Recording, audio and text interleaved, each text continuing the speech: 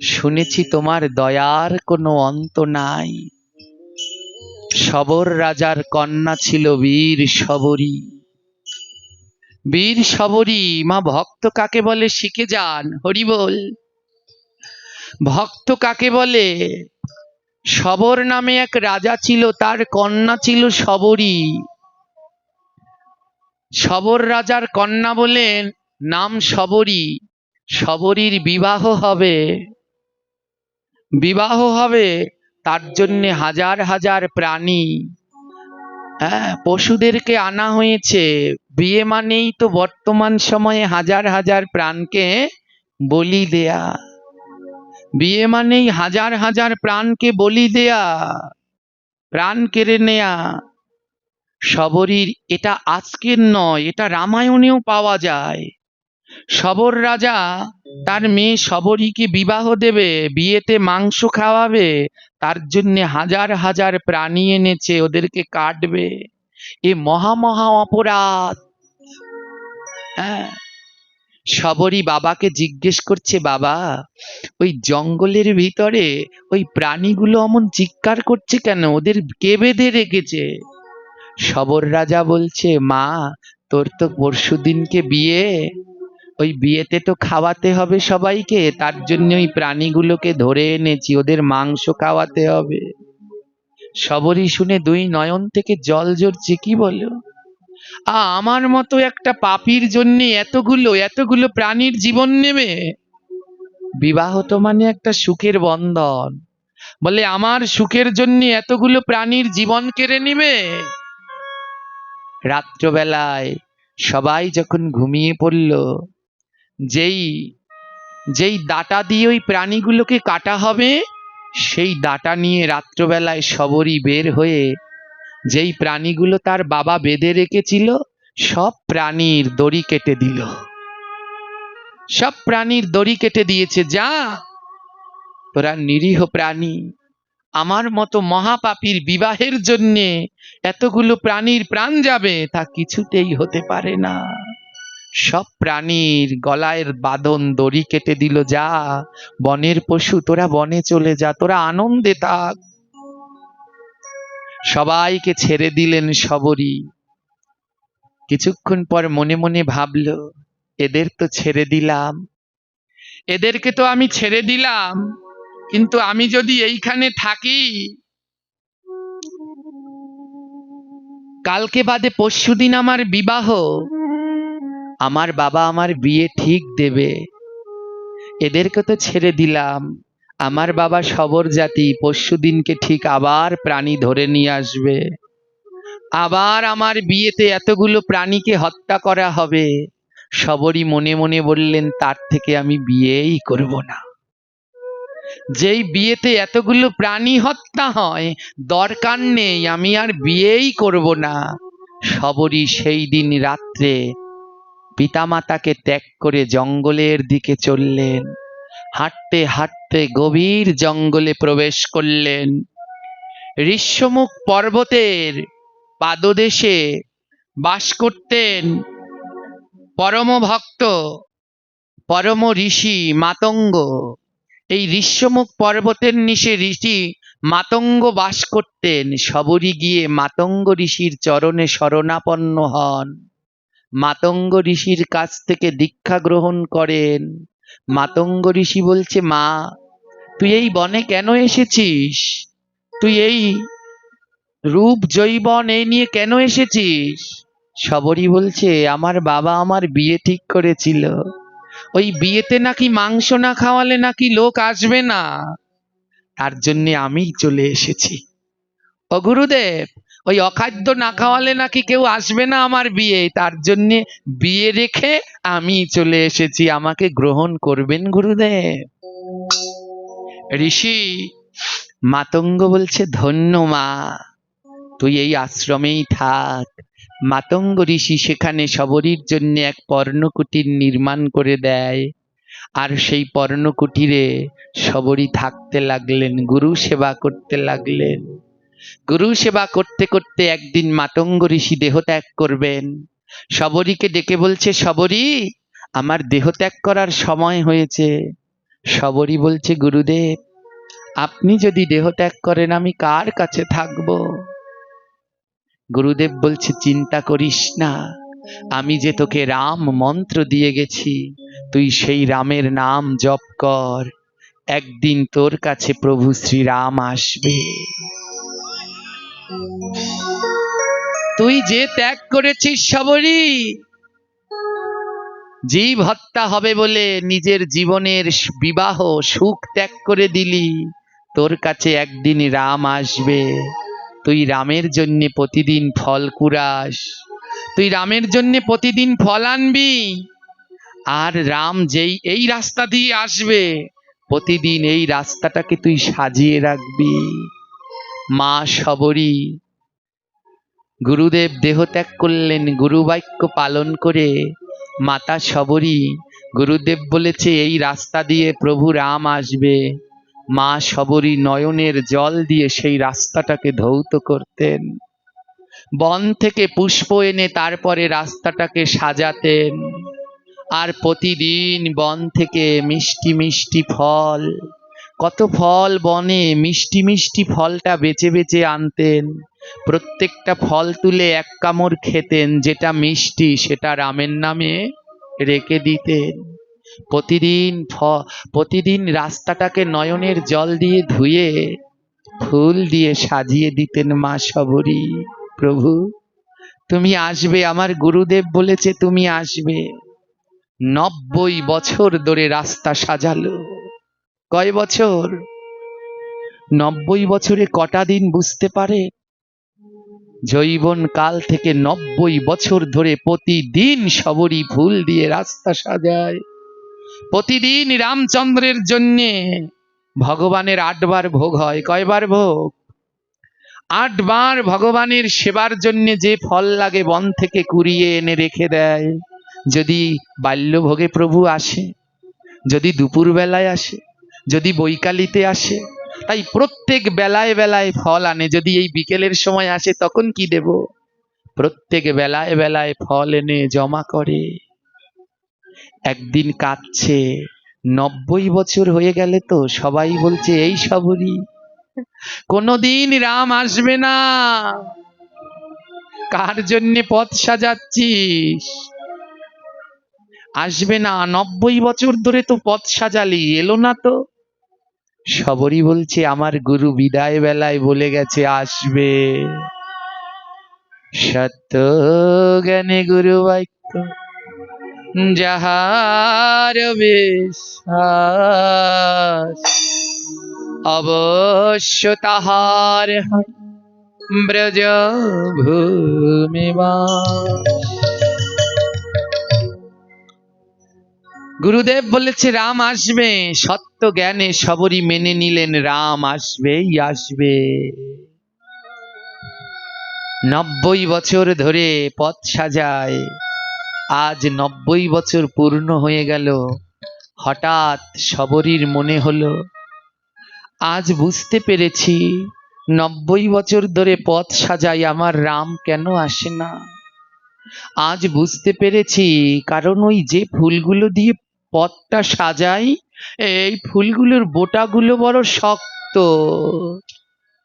তাই বোধহয় শক্ত বোটার উপরে চরণ দিলে প্রভুর চরণে বোধহয় কষ্ট হবে, তাই বোধহয় প্রভু আসে না। আজ আর শক্ত ফুল দিয়ে আমি পথ সাজাবো না। যেদিন রামচন্দ্র শবরীর কাছে আসলেন, সেদিন শবরী কি করলেন জানেন? বনের ওই ফুলের মধ্যে রেণু আছে না, ছোট ছোট রেণু, নরম, ওই ছোট ছোট রেণু, পুষ্পর মধ্যে ছোট ছোট রেণু এনে ওই পথ সাজাচ্ছে। ও প্রভু, আমি কঠিন শক্ত ফুল দিয়ে পথ সাজাই বলে তুমি আসো না। আজ আর শক্ত ফুল দিয়ে পথ সাজাবো না, আজ ফুলের ওই রেণু পাপড়ি দিয়ে সাজাবো, আজ তুমি এসো। যেই দিন সেই মনের রেণু দিয়ে পথ সাজালেন, সত্যি সত্যি সেই দিন সাক্ষাৎ রাম আর লক্ষণ শবরীর কাছে আসলো। দীনবন্ধুরা, দীনবন্ধুরা, দীন সেই দিন শবরীর গৃহে রাম আর লক্ষ্মণ আসলে। মা শবরী রাম লক্ষ্মণকে, বৃদ্ধ হয়ে গেছে তো, মা শবরী কি করবেন দিশে পাচ্ছে না। হাতের লাঠিটা থরথর করে কাঁপছে, কিসে বসতে দেবে। মা শবরী নিজের শাড়ির আঁচলটা পেতে দিয়েছে। দয়াল আঁচলটা পেতে দিয়ে বলছে, ও প্রভু, বসো, এখানটায় বসো। আমার তো কোনো সন্তান নেই, রাম লক্ষ্মণ, তোমরাই তো আমার সন্তান, বসো বসো। নিজের শাড়ির আঁচল বিছিয়ে রাম লক্ষ্মণকে বসতে দিল। আহা, কত দূর থেকে না এসেছো, আগে চরণ দুটো ধুইয়ে দেই। দয়াল তুমি রাজনন্দন, জগতের সব থেকে কমল চরণ তোমার। এই অধম তোমায় এতদিন ধরে ডাকে, তাই এসেছো না? আসলে আমি পাপী, আমি কেন তোমায় ডেকে আনতে গেলাম। এই বনের মধ্যে কত কাটা, কত কাকর, আসবার কালে না জানি তোমার কোমল চরণে কত ব্যথা লেগেছে।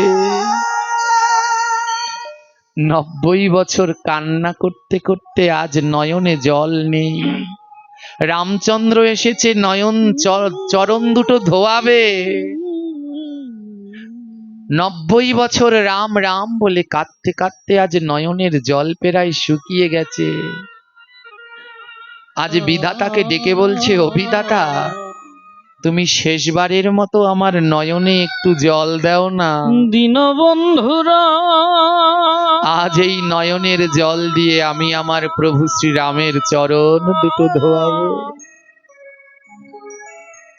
এই 90 বছরে গোবিন্দ তোমার কাছে কিচ্ছু চাইনি, দয়াল সর্বস্ব ত্যাগ করে এখানে এসেছি।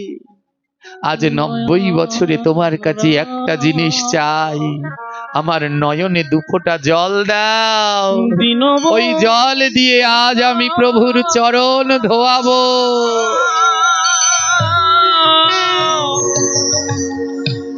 দীনবন্ধুরা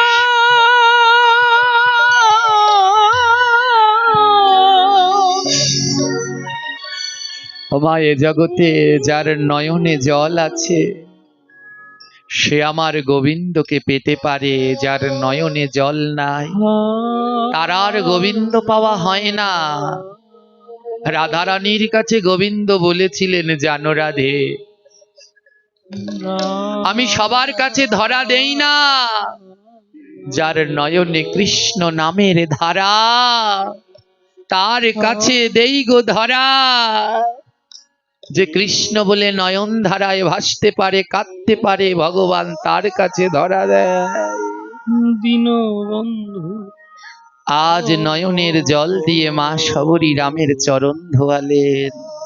দয়াল রাম মা শবরী বলছে, ও রাম, বসো বসো বাবা, কত কষ্ট করে এসেছো, দাঁড়াও খাবার নিয়ে আসছি। সেই বন থেকে ফলগুলো, প্রত্যেকটা ফলের এক কামড় করে খেয়ে নিয়েছে। সেই এটো ফল এনে রামচন্দ্রের কাছে দিলেন। দয়াল রাম প্রভু শ্রীরাম শবরীর সেই এটো ফল খাচ্ছে। আমার রামের মতো এমন এমন ভগবান পাবেন না। ভক্তের খাওয়া এটো ফল খাচ্ছে। পাশে দাঁড়িয়ে লক্ষ্মণ বলছে, দাদা, তোমার কি মতিভ্রষ্ট হলো? এই 90 বছরের বুড়ি দেখো কেমন নোংরা জীর্ণ শীর্ণ পোশাক, তার খাওয়া ফল তুমি খাচ্ছ। লক্ষ্মণ বলে, রামচন্দ্র বলে, ও লক্ষ্মণ, শুধু এটো ফল দেখলি, ভক্তিটা দেখলি না? আয় আয় আমার সাথে। শবরী মা তো ওখানে রামকে দেখে অচৈতন্য হয়ে রয়েছে। লক্ষ্মণের হাতটা ধরে টেনে শবরী মায়ের ঘরের পিছনে নিয়ে গেলেন রাম। লক্ষ্মণ তাকিয়ে দেখে শবরী মায়ের ঘরের পিছনে দুইটি পাহাড়, একটা ফলের পাহাড়, আরেকটা ধুলার পাহাড়। লক্ষণ বলে, দাদা এখানে এত ফল কেন, আর এখানে এত ধুলা কেন, এই দুটি পাহাড় কিসের? রামচন্দ্র বলে, জানিস লক্ষণ, মা শবরী 90 বছর ধরে 8 বার সেবা করতে আমার যত ফল লাগে এইখানে জমা করেছে, আর 90 বছর ধরে জমা করতে করতে ফলের পাহাড় হয়ে গেছে। দীনবন্ধুরা শবরীর ভক্তি দেখে লক্ষণের দুটি নয়নে জল ঝরছে। দাদা আমায় ক্ষমা করো, আমি বুঝতে পারিনি, মা শবরীর ভক্তি আমি বুঝতে পারিনি। দাদা 90 বছর ধরে ফল জমা করতে করতে এমন পাহাড় করেছে। ও দাদা তবে একটা কথা বলবো, মনের মধ্যে বড় জানতে ইচ্ছে করছে। রাম বলে, বল। লক্ষণ বলছে, দাদা আমরা তো গাছ থেকে ফল কুড়িয়ে আনলে ঘরে যদি 5 দিন রাখি তাহলেই শুকিয়ে যায়, কিন্তু এইখানে যে ফলের পাহাড়, এর প্রত্যেকটা ফলই তো তাজা, একটা ফলও তো শুকায়নি। দাদা যদি 90 বছর ধরে ফল জমা করে তাহলে তো ফল শুকাবে, পচে যাবে, একটা ফলও তো শুকিয়ে যায়নি, সব কটা ফল তো তাজা আছে। ও দাদা মা শবরী কি কোনো জাদু জানে যে তা দিয়ে এই ফলগুলোকে তাজা যে রেখেছে? রাম বলছে, না রে লক্ষণ, মা শবরী কোনো জাদু জানে না, মা শবরী নয়ন জলে ভাসতে জানে। দুনয়ন জলে ভাসতেই জানে, ও সে নয়ন জলে ভাসতে জানে, নয়ন জলে ভাসতে জানে। বলে আসবে আমার রাম লালা, বলে নয়ন জলে ভাসতে জানে। বলি আসবে আমার রাম লালা, বলে নয়ন জলে ভাসতে জানে।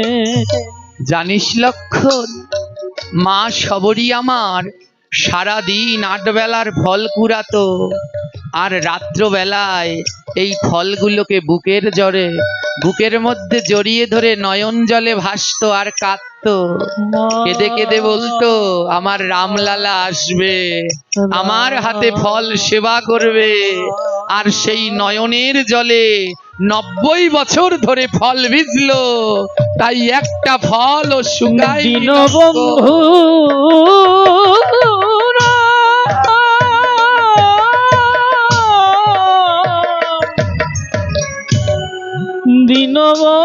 দীনবন্ধু দীন বন্ধুরা 90 বছর জলের মধ্যে ভিজিয়ে রেখেছে তো, তাই ফলগুলো সব তাজা আছে।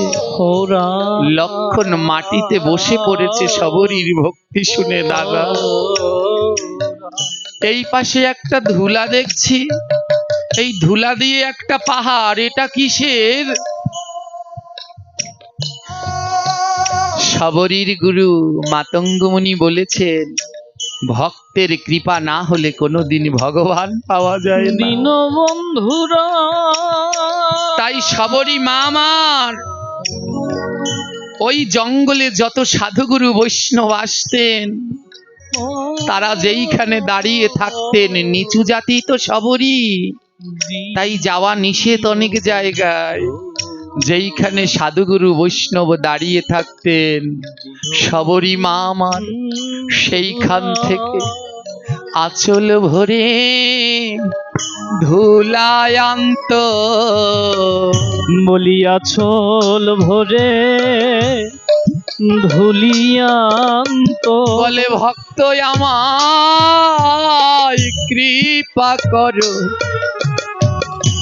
আঁচল ভরে ধুলিয়ন্ত বলি ভক্ত আমার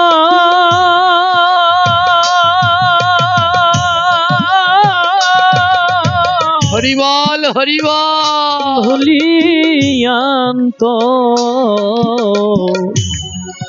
ধুলিয়া চলো ভোরে মাই ধুলিয়ান্ত বলে যদি তোমরা হরি বল করো কৃপা, বলি যদি তোমরা করো কৃপা, বলে শোনো আমার রামের ভক্তরা, যদি তোমরা করো কৃপা, বলি শোনো আমার,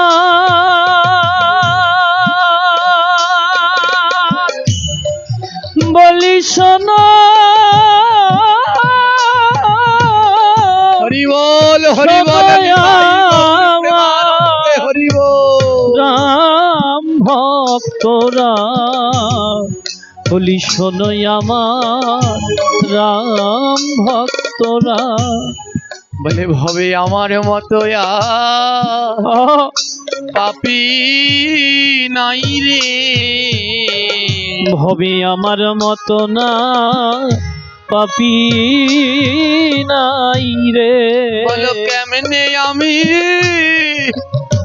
উদ্ধারিব, হরি বল হবে আমার মতো পাপী নাই রে, বলি কেমনে আমরা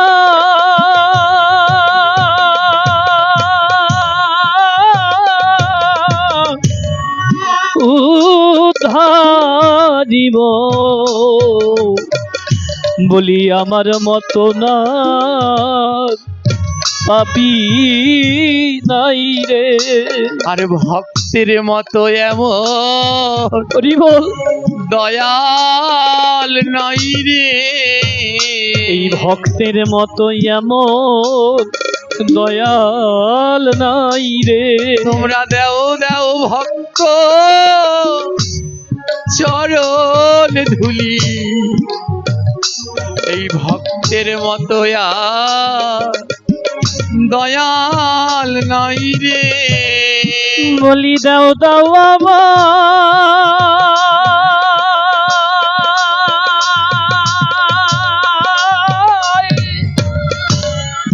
ওই চরণ ধুলি, এই ভক্তের মতো আর দয়াল নাই রে,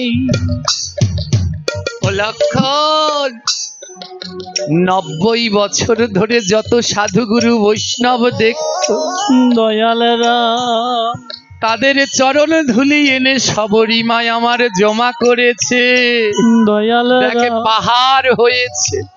দয়ালরা লক্ষণ বলে ও দাদা তার জানি সবরী মা আমার কত না কত সাধু গুরু বৈষ্ণবের সঙ্গ করেছে, কত সাধু গুরু বৈষ্ণবের সঙ্গ করলে চরণ ধুলা আনলে পাহাড় বানানো যায়। রাম ও লক্ষণ বলে দাদা গো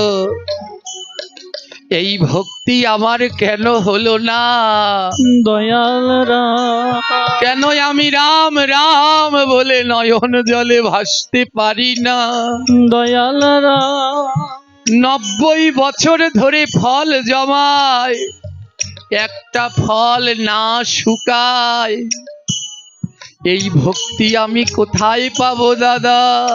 দাদা গো মহাজন বলে ভক্তের ভক্তি আছে ভক্তের ওই অন্তরে, অন্তরে যদি ভক্তি পেতে চাও ভক্তের পরশ কর রে, পরশ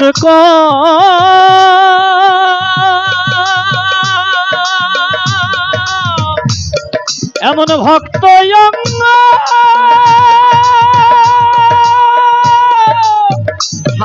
এমন ভক্ত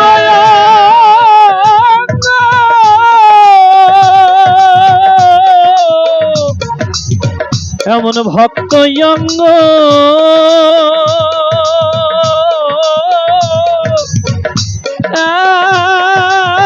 এমন ভক্ত অঙ্গ একবার পর ঘর রে লক্ষণ আমার মা মা বলে ছুটে গিয়ে সবরীকে বুকের মাঝে জড়িয়ে ধরেছে। জড়িয়ে ধরেছে। ও মা, আমি বুঝতে পারিনি তুমি তোমার সন্তান রামকে কত ভালোবাসো। ভালোবাসো। আজ বিভীষণ পুত্র মন্দিরে ভোগ লাগিয়ে কাঁদছে আর বলছে, ও ভগবান, তুমি নাকি কাঙালের হাতে খাও। এক কাঙাল ছিল মা সবরী, আরেক কাঙাল আমি তরণী। দয়াল রাম তাই খাও খাও কাক গালের ঠাকুর। বলি খাও রে খাও কাঙালের ঠাকুর। তুমি খাও খাও কাক গালের ঠাকুর।